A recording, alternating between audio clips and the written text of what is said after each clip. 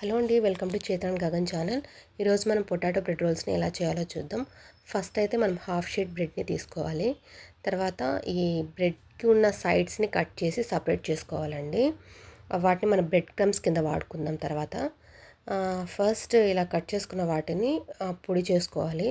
Mixie పట్టి అయినా పొడి చేసుకోవచ్చు. నేనైతే మిక్సీ పట్టి పొడి చేసుకున్నానండి. చేతితో కూడా మనం అలా ఇప్పుడు నేను చూస్తున్న విధానంగా చేసుకోవచ్చు, లేదంటే డైరెక్ట్గా మిక్సీ కూడా పట్టేసుకోవచ్చు అండి. ఇప్పుడు నేను మిక్సీనే పట్టి వేస్తున్నాను.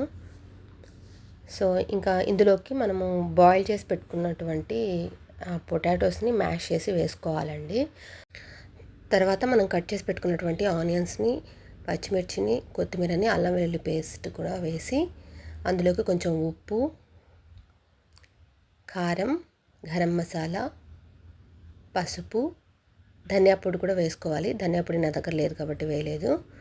సో ఇలా రోల్ చేసుకుని బ్రెడ్ క్రమ్స్ని కోట్ చేసుకుని పక్కన పెట్టేసుకోవాలి.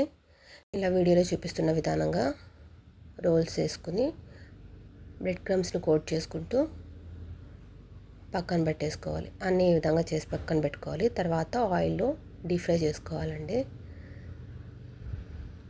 ఆల్రెడీ నేను కొన్ని చేసి పెట్టాను. సో మిగతావి నేను ఫ్రై చేసుకుంటున్నానండి. ఇక్కడ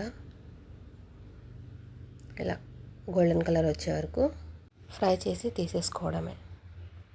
అంతే అండి, పొటాటో బ్రెడ్ రోల్స్ రెడీ అయిపోయాయి.